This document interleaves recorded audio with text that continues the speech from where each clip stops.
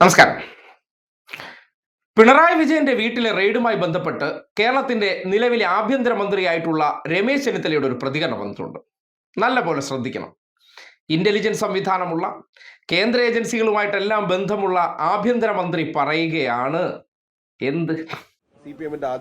ഈ റെയ്ഡുമായി ബന്ധപ്പെട്ട ഒരു വിവരവും കേരളത്തിലെ പോലീസിനോ ആഭ്യന്തര വകുപ്പിനോ അറിയില്ല. നമ്മളെ ആരും അറിയിച്ചിട്ടുമില്ല. പോലീസ് സഹായം തേടിയിട്ടുമില്ല. അപ്പം നമുക്കതിനെപ്പറ്റിയുള്ള ഒരു വിവരങ്ങളും അറിയാത്ത കാര്യമാണ്. അപ്പം അത് ഡിയുമായി ബന്ധപ്പെട്ട ഉദ്യോഗസ്ഥന്മാരോട് നിങ്ങൾ ചോദിക്കണം. കേരളത്തിലെ പോലീസിനോ ആഭ്യന്തര വകുപ്പിനോ ഇത് സംബന്ധിച്ച് ഒരു വിവരങ്ങളും കൈമാറിയിട്ട് ഞങ്ങൾക്ക് അറിയത്തുമില്ല എന്താ സംഭവം എന്നുള്ളത്. കേട്ടല്ലോ, അവർ ഇതുമായി ബന്ധപ്പെട്ട് ഒരു അറിവുമില്ല. അവരോട് ഒരു സുരക്ഷയും ചോദിച്ചിട്ടില്ല. അതായത് ഇത് ഡൽഹിയിൽ നിന്നുള്ളൊരു ഡീലിന്റെ ഭാഗമായിട്ട് വന്നതാണ്, ഞങ്ങൾ ഇതിൽ നിരപരാധികളാണ്, ഇവിടെ ഇങ്ങനെ ഒരു റെയ്ഡ് നടക്കാൻ പോകുന്നതായിട്ട് ആഭ്യന്തര വകുപ്പിന് ഒരു അറിവുമില്ല എന്ന് പറയുമ്പോൾ അറിവുണ്ടായിരുന്നത് ആർക്ക് മാത്രമാണ്? കേരളത്തിന്റെ സതീശ മേനോൻ എന്ന മുഖ്യമന്ത്രിക്ക് മാത്രമാണ് ഇതിനെക്കുറിച്ച് അറിവുണ്ടായിരുന്നത്. മേനോനും ഡി സംഘവും ഒരുമിച്ച് ഡൽഹിയിൽ നിന്ന് കേരളത്തിലേക്ക് വരുന്നു. ഇനി ഈ പറയുന്ന ഉദ്യോഗസ്ഥർക്ക് രാത്രി അക്കോമഡേഷൻ മുഖ്യമന്ത്രിയുടെ ഔദ്യോഗിക വീട്ടിലായിരുന്നു, അതോ ഇനി കന്റോൺമെന്റ് ഹൗസ് ഇതുവരെ ഒഴിഞ്ഞിട്ടില്ല, അവിടെ ആയിരുന്നു, മറ്റെവിടങ്ങളിലായിരുന്നു എന്നൊക്കെ ഇനി പുറത്തു വരേണ്ട കാര്യമാണ്. എന്തായാലും ഒരു FIR പോലും ഇല്ലാത്തൊരു കേസിൽ, പിണറായി വിജയൻ എന്ന വ്യക്തിയെ പ്രതിപട്ടികയിൽ ഉൾപ്പെടെ ചേർക്കാത്തൊരു കേസിൽ ലോകത്തെവിടെയെങ്കിലും റെയ്ഡ് നടന്ന ചരിത്രമുണ്ടോ? കാര്യം ഒരു കേസുമായി ബന്ധപ്പെട്ട് വീണ വിജയനെതിരെ ആക്ഷേപം ഉന്നയിച്ചു. ആ ആക്ഷേപവുമായി ബന്ധപ്പെട്ട് കോടതി വ്യവഹാരങ്ങളെല്ലാം നടന്നു.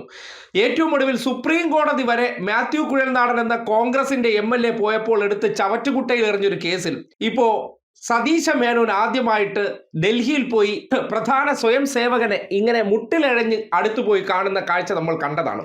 അവിടെ പോയി ഈ വിനീതദാസനായി ഇരുന്ന് കാര്യങ്ങളൊക്കെ പറഞ്ഞതിന് ശേഷം എനിക്കിനി മുന്നോട്ട് പോകാൻ അവിടെ ഒരേ ഒരു എതിരാളിയേ ഉള്ളൂ, ആ എതിരാളിയെ കൂടി ഇല്ലാതാക്കാൻ അങ്ങൊന്ന് സഹായിക്കണം, അതാണല്ലോ ഒരു ഡീൽ നടന്നിരിക്കുന്നത്. ആ ഡീലിനെ സംബന്ധിച്ച് അറിയാവുന്നവർ സംഘപരിവാറിന്റെ മനസാക്ഷി സൂക്ഷിപ്പുകാർക്കാണ്. എന്തായാലും ഒരു കാര്യം പറയുന്നതാണ്, ആഭ്യന്തരമന്ത്രി പോലും അറിയാത്ത കാര്യമൊക്കെയാണ് നടന്നിരിക്കുന്നത്. എന്തായാലും സതീശനെ മുഖ്യമന്ത്രി ആയിരിക്കുന്ന ന്യൂനപക്ഷങ്ങളോട് ഒരു ചെറിയ അഭ്യർത്ഥന ഈ ഒരു രമേശ് ചെന്നിത്തലയുടെ സെന്റൻസ് വെച്ചിട്ട് അങ്ങ് നൽകുകയാണ്. അതായത് നിമോളറുടെ വാചകമാണ്. ആദ്യം അവർ ആരെ തേടി വരും? അവരുടെ ബെഞ്ച് ഓഫ് തോട്ട്സ് എന്ന പുസ്തകത്തിലെ ശത്രുക്കളിൽ ഇപ്പോൾ കേരളത്തിൽ പ്രധാനി കമ്മ്യൂണിസ്റ്റുകളാണ്. കമ്മ്യൂണിസ്റ്റുകളെ തേടി വന്നിട്ടുണ്ട്. തേടി വരുന്ന സാഹചര്യത്തിൽ നമ്മളെ അല്ലല്ലോ, അവരാണല്ലോ. ഇപ്പൊ നമ്മുടെ ആള് സംഘപരിവാറിന്റെ കേന്ദ്രത്തിലാണെങ്കിലും നമ്മുടെ ഈ സ്പൈ വർക്കിന് വേണ്ടി അപ്പുറത്തേക്ക് വിടുമല്ലോ. അങ്ങനെ സ്പൈ വർക്കിന് വേണ്ടി വിട്ടിരിക്കുന്ന വ്യക്തിയെ നിങ്ങൾ വിശ്വസിക്കുകയാണ്.